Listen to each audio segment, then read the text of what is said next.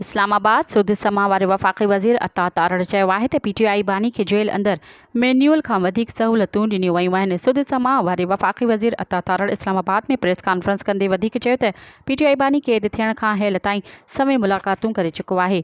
PTI जे तर्जुमाननि खे jail मां मुल्क खे नुक़सान पहुचाइण जूं हिदायतूं मिली रहियूं आहिनि। हुन चयो त PTI बानी IMF खे ॿीहर ख़त लिखणु चाहे थो। पाकिस्तान जे क़ौमी मफ़ादनि जो तहफ़ुज़ असांजी पहिरीं तरजीह आहे। अता तारड़ चयो त PTI बानी जेल अंदर शाहानी ज़िंदगी गारे रहियो आहे। PTI बानी खे जेल अंदर वर्ज़िश लाइ सामान ऐं वॉक लाइ हिकु कमरो न पर समूरी गैलरी ॾिनी वई। इमरान ख़ान जी जेल ट्रायल रोकण बाबति इस्तदा रद्द। ॿिए पासे तहरीक इंसाफ़ अडियाला जेल में PTI बानी जी मुलाक़ातुनि ते पाबंदीअ बाद कोर कमेटी जो हंगामी इजलास सॾाए वरितो। अॼु पार्लियामेंट में बि आवाज़ उथाइण जो ऐलान कयो वियो आहे। असद कैसर चयो आहे त PTI बानी जी मुलाक़ातुनि ते पाबंदी आइन ऐं कानून जी खुलियल भंजकड़ी आहे। कोर कमेटी जे इजलास में PTI बानी जी मुलाक़ातुनि ते पाबंदीअ ख़िलाफ़ हिकमत अमली जोड़ी वेंदी।